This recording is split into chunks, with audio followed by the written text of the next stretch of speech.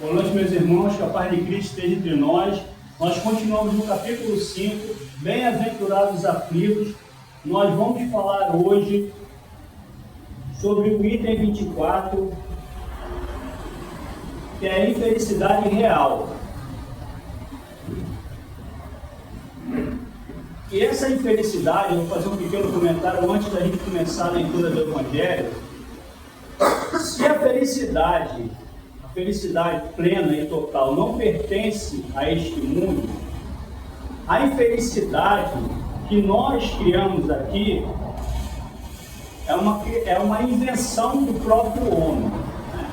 Nós criamos, nós inventamos esta infelicidade, porque nós colocamos como infeliz uma série de coisas que nós vamos falar aqui hoje, que na verdade não são coisas que devem ser infelicidade. Nós fazemos uma confusão entre aquilo que é ser infeliz e a verdadeira felicidade. Aquilo que é infelicidade e aquilo que é felicidade. Então vamos começar com o Evangelho, primeiro parágrafo, o item 24.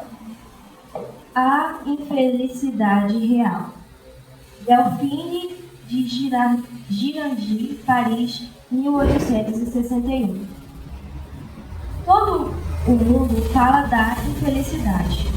Todo mundo a experimentou e crê conhecer seu caráter múltiplo.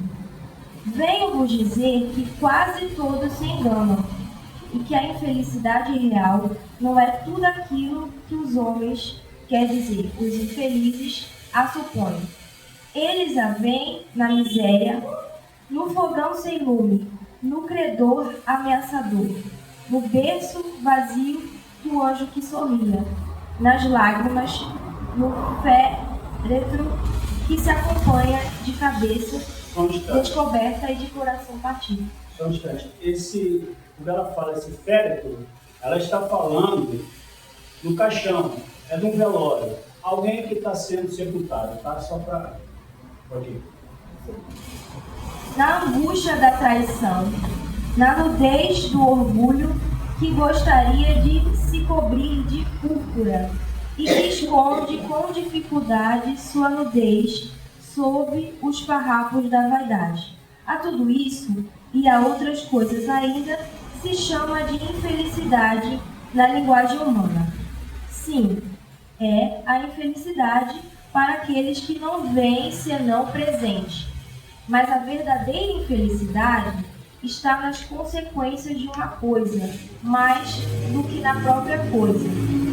Dizei-me se o acontecimento mais feliz para o momento, mas que tem consequências funestas, não é, em realidade, mais infeliz que aquele que causa primeiro uma viva contrariedade e acaba por resultar no bem. Dizei-me se a tempestade que quebra vossas árvores, mas saneia o ar dissipado, os miasmas insalubres que causariam a morte, não é antes uma felicidade do que uma infelicidade. Meus irmãos, quantas vezes aconteceu algo com vocês que num momento lhes parecia uma coisa negativa, lhes parecia uma infelicidade, um motivo para trazer tormento às suas vidas, mas que lá na frente se mostrou depois que aquilo ali acabou sendo um bem. Já aconteceu isso com alguém? Então justamente é isso aqui que ela está falando. Vamos adiante. Parágrafo 2. Para julgar uma coisa, é preciso, pois, ver-lhe as consequências. É assim que, para apreciar o que é realmente feliz ou infeliz para o homem, é preciso se transportar além desta vida, porque é lá que as consequências se fazem sentir. Ora, tudo o que se chama infelicidade, segundo sua curta visão, cessa com a vida e encontra sua compensação na vida futura.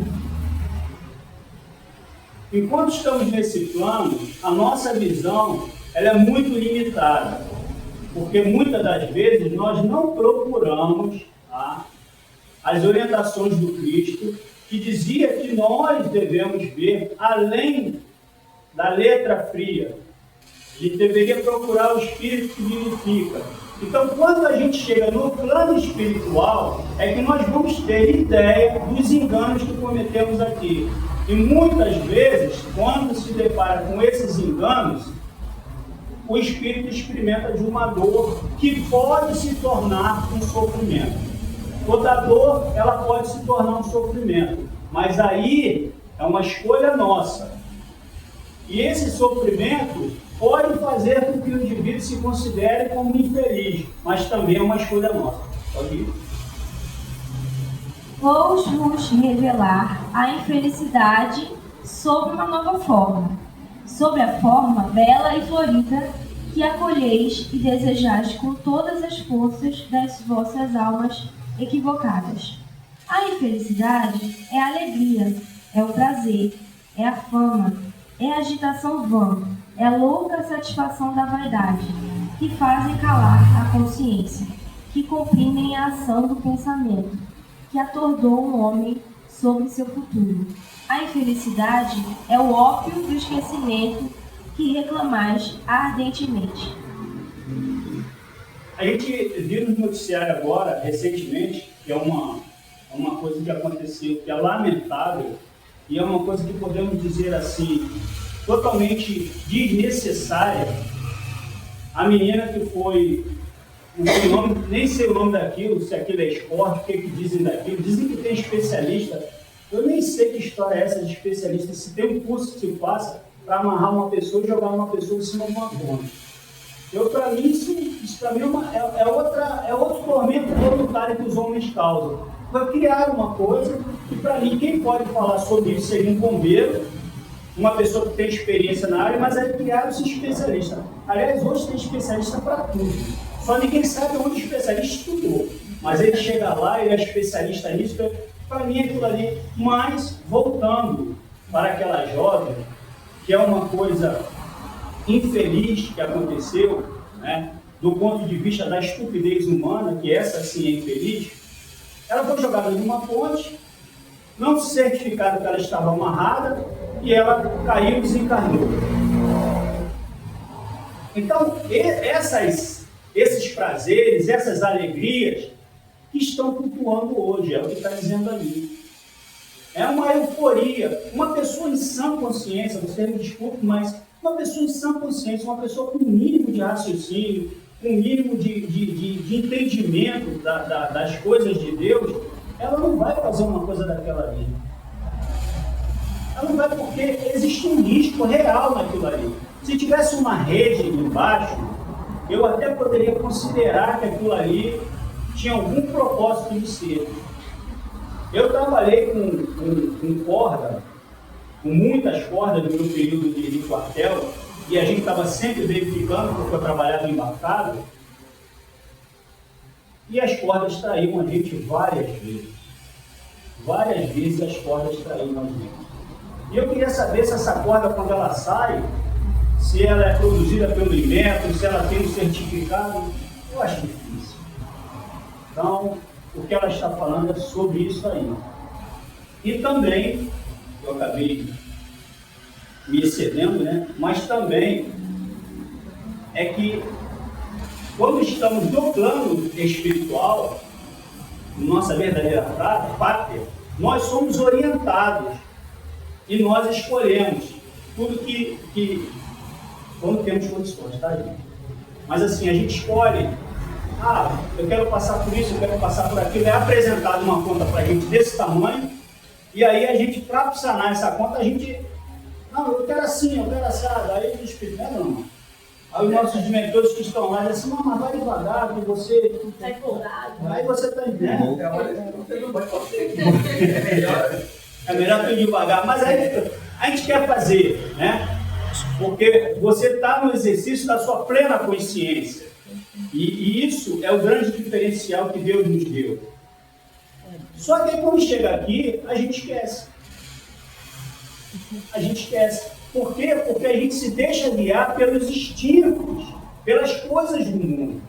Porque se a gente buscasse essa conexão, a gente iria entender muitas das coisas que temos que fazer aqui. E a gente não ia ficar por aí, né? Então vamos fazer. Esperai, vós que chorais. Tremei, vós que rides, porque vosso corpo está satisfeito.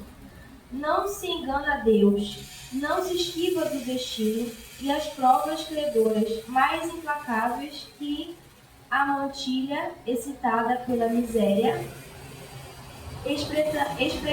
espreitam o vosso repouso ilusório para vos mergulhar de repente na agonia da verdadeira infelicidade, daquele que surpreende a alma enfraquecida pela indiferença e pelo egoísmo. Isso acontece muito quando nós temos uma encarnação que nós desperdiçamos as coisas. E não precisa ser aqueles que têm muito, não, tá? Tem muitas pessoas que não têm muitas coisas, ela tem ali a média, né, do brasileiro, mas ela desperdiça aquilo ali. Não são só aqueles que têm muito que desperdiçam. Há também aqueles que não têm tantas coisas assim e eles desperdiçam. E, obviamente, todo desperdício, vocês imaginam, a pessoa que desperdiça água, a pessoa que joga comida fora, isso tudo tem uma conta, tá? E essa conta aí depois ela vai ter que ser. Então, muitas das vezes a gente não tem como cravar as questões do mecanismo das reencarnações. Mas muitas das vezes uma pessoa que desperdiçou, que não soube cuidar daquilo que teve, depois ela pode vir numa encarnação sem ter o básico. Aí a gente vê uma pessoa sem o básico. A gente vai achar natural ela não ter o básico? Não. Não. A gente está aqui como sociedade para se ajudar uns aos outros. Tem que haver políticas que ajudem essas pessoas que não têm o básico, uma pessoa que não tem água, uma pessoa que não tem o alimento, tem que ter políticas para isso. E os homens de bem, eles estão aí para isso. E o Evangelho também fala do homem de bem. Então, não precisa a gente ter polêmicas sobre isso. Porque o Evangelho já fala sobre isso, né? Não é assim, não? Não é isso? A caridade é isso aqui. Justamente, e ela fala sobre o homem de bem. O que é o homem de bem?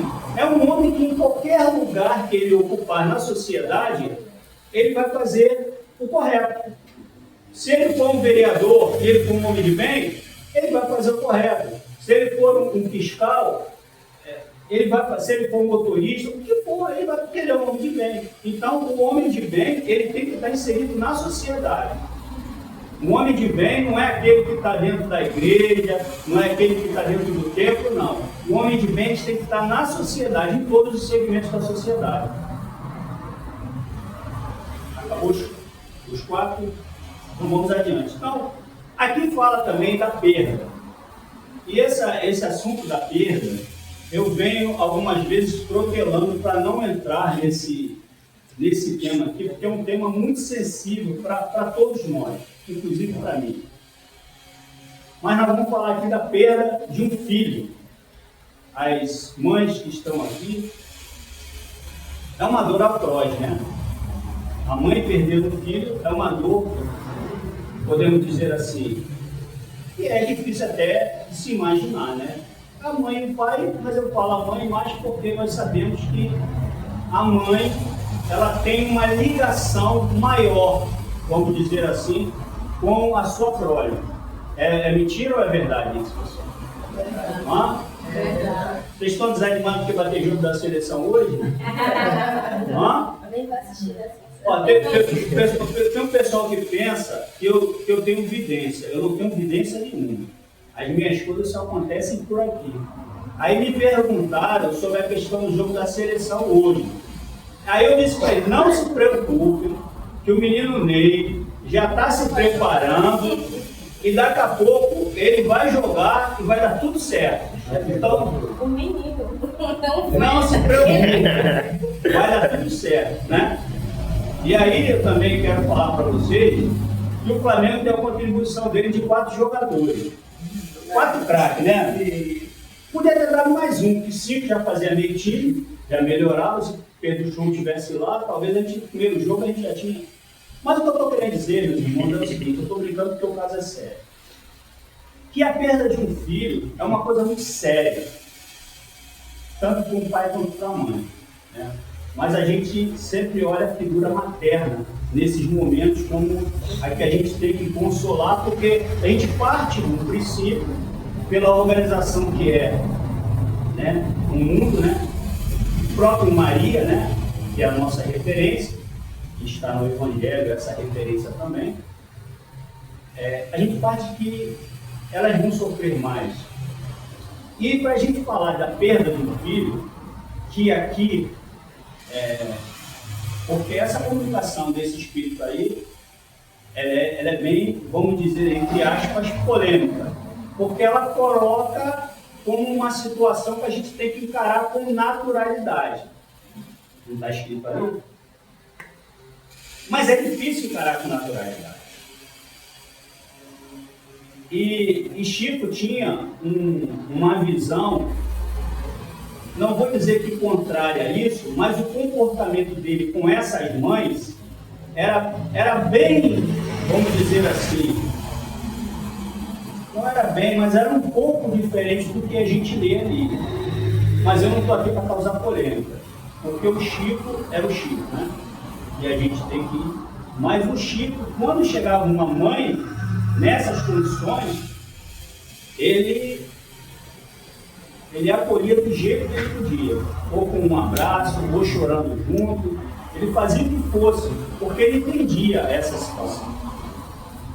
Certo? Então eu estou falando disso por quê? Porque eu também li e também achei um pouco frio o que está escrito. Mas nós estamos aqui para ir estudando e divulgando a doutrina. Isso foi escrito em 1861. Já tem muito tempo, né? E tinha que se trazer uma mensagem na íntegra, verdadeira. Mas, como estamos aqui encarnados, estamos aqui temos esses apegos, então a gente pode entender que essa dor ela é válida das mães. Mas ela não pode ser uma dor que leve essa mãe a uma depressão, que leve a ela a paralisar. Por quê? Porque na hora que nós estamos aqui como quebra-cabeça, a gente vamos se encaixando um na vida dos outros. Quando um para aqui, uma peça deixa de ser encaixada lá. Está dando para entender isso? Por exemplo, se uma mãe para, imagina, mesmo que ela só tenha um filho, mas ela tem toda uma outra responsabilidade com a sua encarnação. E, como a lei de Deus ela não pune, essa mãe não está sendo punida e tampouco esse filho está sendo punido. É simplesmente, em alguns casos, é claro, olha, tudo que eu falar, coloca-se entre aspas, porque não dá para você dizer exatamente é assim que acontece.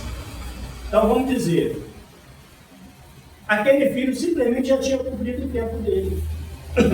Desculpa. Ele já tinha cumprido o tempo. Então não tinha por que mais ele ficar ali. Se ele ficasse ali, aquele sentimento da mãe seria somente um apego. E ele, com certeza, quando ele fala de um bebê, vamos dizer assim, né? Estou falando aqui de um bebê, que nem começou a vida, ou de um adolescente, um jovem, que a gente não espera isso. Mas ele está aqui, a gente tem que entender que ele está aqui aprisionado. E aí, quando ele desencarna, que a gente está achando que ele está sofrendo, ele não está sofrendo. Ele cumpriu uma etapa e ele está evoluindo. Está dando para entender isso? Agora, se a gente acredita numa vida que começa no útero e termina no túmulo, aí fica difícil para me falar o que eu estou falando para vocês. Mas se você acredita que a vida não começa nem no útero, desculpa, e nem termina no túmulo, aí fica mais fácil da gente entender isso daí. Deu para entender essa parte, pessoal? Hã? Deu, né? Então vamos adiante. E agora a gente tem que pensar também nas outras questões. Por exemplo, que também é dito ali no primeiro parágrafo, da questão daquele que perde alguma coisa, ou perde um emprego, e chega lá mais na frente, ele arruma um outro emprego, uma outra situação.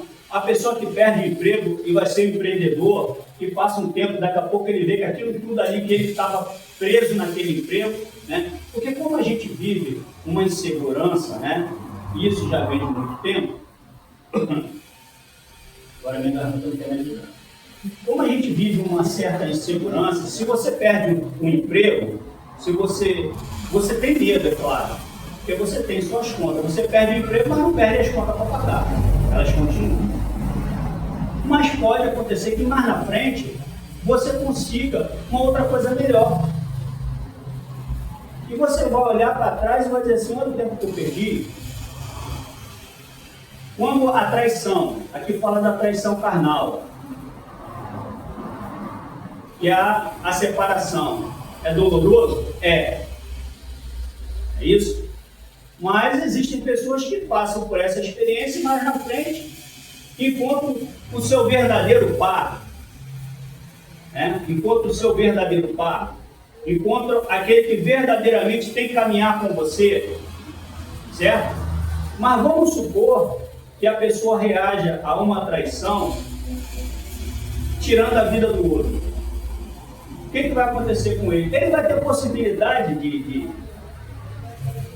Eu estou partindo do princípio que essa pessoa vai ser presa, vai ser julgada e vai ser condenada, tá? Estou partindo desse princípio. Mas mesmo que ele fuja, a vida dele não vai ser mais a mesma. Ele vai jogar fora a possibilidade de conhecer depois uma outra pessoa e se tornar melhor do que estava antes. Está dando para compreender isso? Quando você tem a perda de um imóvel, que também é doloroso, né? Eu acho que às vezes para a gente perder um imóvel é mais doloroso que perder um companheiro na hora. Não é não? Às vezes né? E aí você perde aquele imóvel que às vezes é só uma coisa que está te trazendo transtorno, está te trazendo aquela energia pesada, e você mais lá na frente, você consegue outra coisa. Está dando para entender isso, pessoal?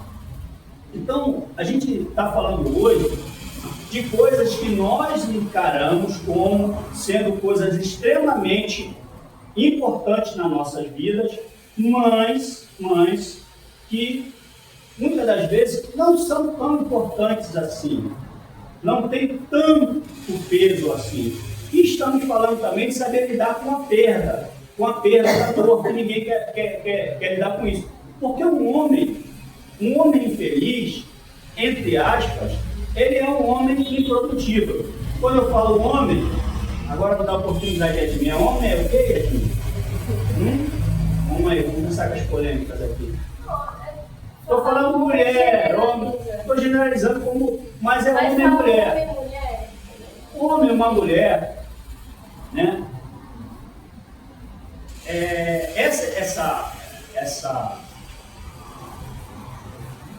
Essa perda, né, que nós temos, seja ela que for, ela não vai fazer, ela não deve fazer com que nós nos colocamos como infelizes e que a gente paralise. Porque um homem ou uma mulher paralisado é improdutivo. Uma pessoa mergulhada, eu estou falando, tá, gente? Eu não estou falando daquela coisa que você fica ali triste, que você resmunga, eu não estou falando disso não. Eu estou falando daquela pessoa que está numa condição de se achando tão infeliz que ela não consegue fazer nada na vida dela. Ela se torna improdutiva. É disso que eu estou falando. Vocês estão entendendo? E uma pessoa improdutiva, como é que ela continua esse quebra-cabeça?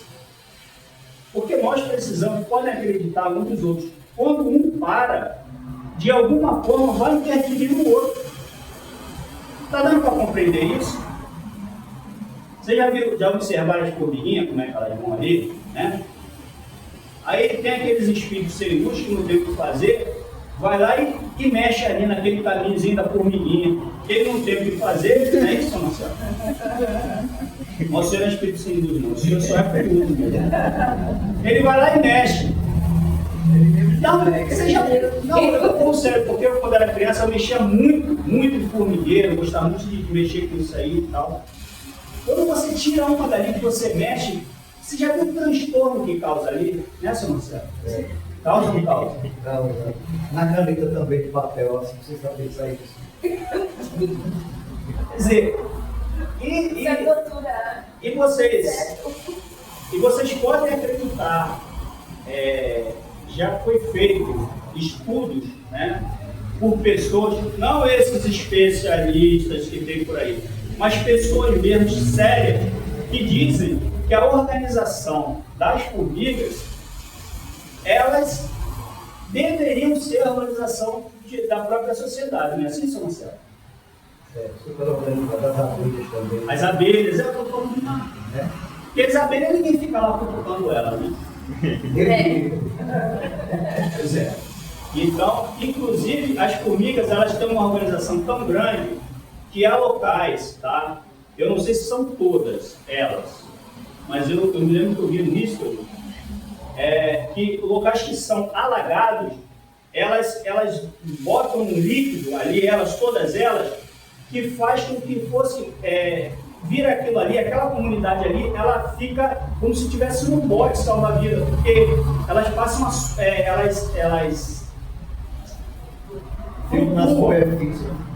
elas vão flutuando, e aí olha a inteligência das formigas, né? Inteligência que eu estou dizendo no sentido figurado. Mas aí a água vai levando elas, só que elas estão todas agrupadas, elas formam esse líquido, que é um líquido como se fosse de um bote salva-vida, de um colete, que faz com que elas flutuem. E aí a enxurrada vai levando elas e elas vão ali de boa. Aonde a enxurrada deixa elas começam tudo novamente. Fazem pontos também. Elas fazem pontos também. Pois é. Vai voltando na outra e vai formando na outra. Então, olha como é que interfere. Só que nós achamos que não há essa interferência entre nós. Entendeu? Mas há essa interferência.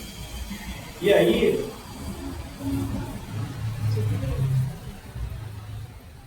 tem também a questão do seguinte: o homem que persiste no mal, o homem que persiste, né, em estar aqui para enganar o outro, se utilizar dos meios que ele tem para prejudicar, para enganar, para usurpar, esse homem ele vai responder por isso aí.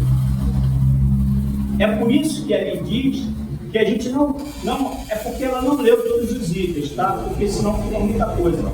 Mas é por isso que diz no Evangelho que a gente não se assuste com os acertos. Para a gente não se assustar com os acertos. Por quê? Porque há uma lei de justiça que ela vai ser aplicada. Obviamente, essa lei de justiça ela é tão suave que a gente paga em milhares de prestações. Mas a gente vai ter que acertar isso aí. Eu já falei aqui o comentário, né, que esses revés são esses ajustes que são feitos.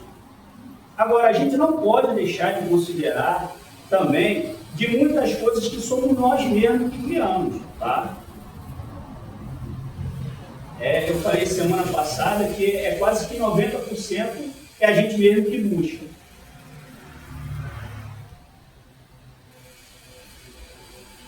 E muitas das coisas que nós consideramos como ser uma infelicidade são coisas que estão pautadas neste plano. A gente considera isso como infelicidade, mas são coisas deste plano que a gente não vai levar. Eu volto a dizer, a nossa pátria verdadeira não é essa aqui. Nós estamos aqui a passagem. Então a gente alicerça coisas aqui que a gente não vai levar isso.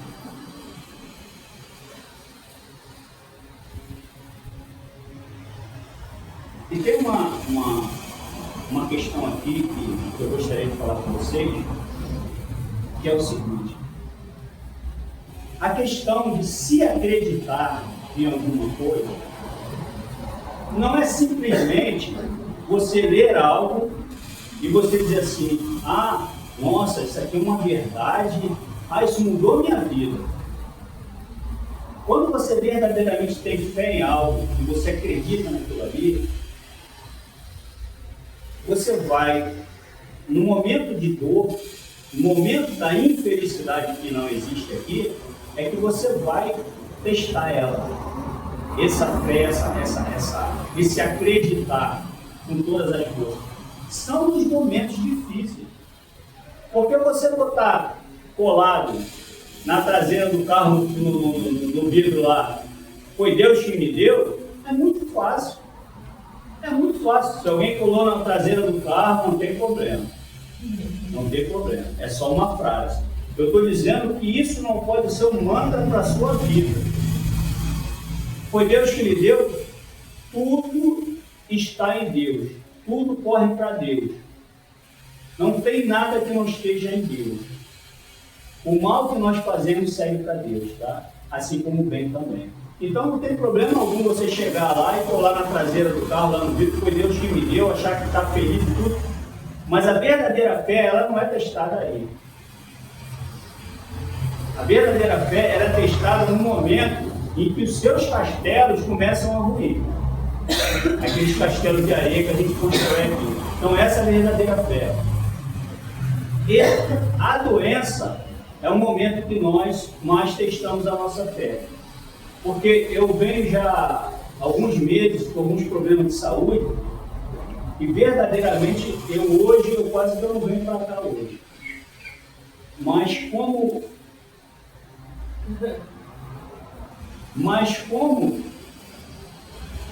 a espiritualidade começa, antes da gente pensar em desistir, a espiritualidade já está ali falando para a gente ali. E eu pensei assim, eu falei, poxa, eu vou falar de um assunto aqui que vai parecer até hipocrisia da minha parte, né? Porque verdadeiramente na doença vai testando a nossa paciência. A primeira coisa que a gente perde, estou falando de mim, tá? É a paciência. Porque você começa a ter limitações que você não quer ter.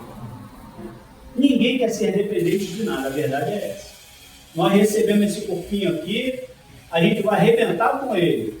Mas a gente diz, não, esse corpinho aqui quem manda sou eu. Não é bem assim. Existe uma série de coisas, né, que a gente faz ao longo da nossa vida, e quando o corpo começa a falhar, a gente começa a pensar, na verdade eu não me arrependo de nada, eu estaria mentindo se eu dissesse que eu me arrependi. Eu não me arrependo de nada. O que eu entendo é que o mal que eu fiz, eu posso fazer o bem para o meu próximo e consertar isso aí. Entendeu? Não adianta eu ficar chorando, não adianta eu tenho que seguir, certo? Porque quando eu estiver no plano espiritual, aí sim, aí vai ser pesado o mal que eu fiz com o bem que eu fiz. E ali vai vir a dívida, né? Porque a gente não paga tudo, a gente fica sempre devendo. Por que eu estou falando isso? Porque existem muitas pessoas que entram nos seus dramas psicológicos porque elas acham que aquilo que elas fizeram de errado, que elas não podem mais consertar. Está dando para entender isso? Eu tomei conhecimento há pouco tempo atrás de uma menina que ela, em algum momento da sua vida, ela fez um aborto, e aí agora ela achou que a vida dela paralisou, ela começou a ter contato com a religião, e ela achou que a vida dela paralisou, que ela fez esse mal e que não tem mais reparo. Não, ela vai ter que continuar. Quanto mais ela puder fazer de bem para as pessoas, se ela puder pegar... Porque quantas vezes a gente já viu pessoas que fundaram ONGs porque tiveram um filho com uma doença que não é isso, que ninguém sabia o que era, ela correu atrás e tal, descobriu ali como é que faz, fez ali uma ONG e começou a ajudar milhares de pessoas. E se essa pessoa tivesse paralisado? Ah não, essa doença veio, ninguém sabia o que era, matou meu filho, acabou minha vida. Ela ali daquele mal, é a mesma coisa. Se ela fez um aborto, né? Não sei nem se eu podia estar falando isso aqui, mas enfim. Se ela fez um aborto, o que ela pode fazer daqui para frente? Orientar as outras que não façam. Aproveitar que ela está dentro da religião, né? Para dizer, para falar. Vai adiantar ela ficar com drama de consciência. Deus sabe de tudo, sobre todas as coisas que vai no nosso coração. Você pode dizer da boca para fora que se arrependeu. O teu coração está dizendo, você não vai enganar Deus. Você não engana nem assim. Então, meus irmãos, a hora passou muito hoje. Eu sei que vocês estão ansiosos para ver o jogo do Brasil. Eu não. Bom, era isso que tinha para hoje. Muito obrigado pela atenção de todos, pela colaboração. Que Deus abençoe, tá?